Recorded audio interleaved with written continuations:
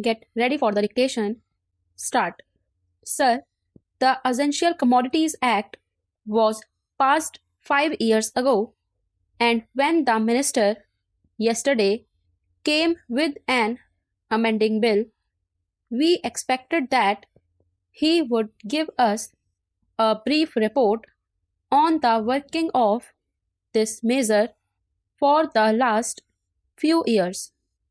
But unfortunately, we are kept in the dark in regard to the exact working of the Act and the nature of the difficulties the minister is facing. Sir, as far as I know, many of the provisions of this enactment have been observed more in violation by his agents at the state level. The food minister may be very earnest, may be very able, and may be very anxious to see that the various provisions of the Act are implemented in the most effective manner at the state level, but unfortunately, his agents at the state level are not equally enthusiastic or equally anxious to observe the provisions of this enactment. The most important objectives of this enactment are to control the supply and distribution of commodities and to maintain a stable price level. In regard to both these aspects, I am afraid that the government has failed to realize the objectives in view. Some time past, when there was scarcity of food grains, attempts were made to make procurement from certain wholesale merchants and from rice mills. In my own state, I know of many instances of such procurement where, after making known that certain things had to be done and certain steps had to be taken by the merchant community, nothing was done later on by the government when they found that these were very orders of the government were violated. As a result of the violations, there were a consequent rise in the prices of food grains.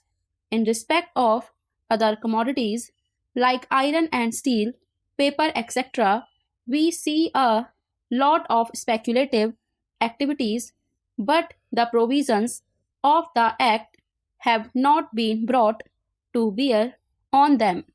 Perhaps no case of prosecution was launched against those people who contravened the various provisions of the Act. We are interested to know in how many cases the government have taken steps to prosecute individuals who have violated the various sections of the Act. The minister said that the powers under the Act were not adequate. We sympathize with the food minister, but I want to know what action has been taken in this regard by the various state governments. In regard to the amending provision, I want to know from the minister what would be his difficulty even if minor offences are taken to courts of law. For instance, the Motor Vehicles Act deals with various offences, both major and minor, and various minor offences under the Act are taken to courts and people are prosecuted. What is the difficulty in taking these cases of a minor nature to courts of law?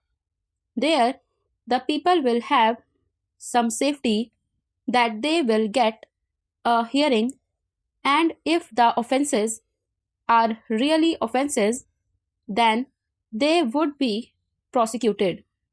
Otherwise, they will be acquitted. Here, the minister says that there should be a security deposit.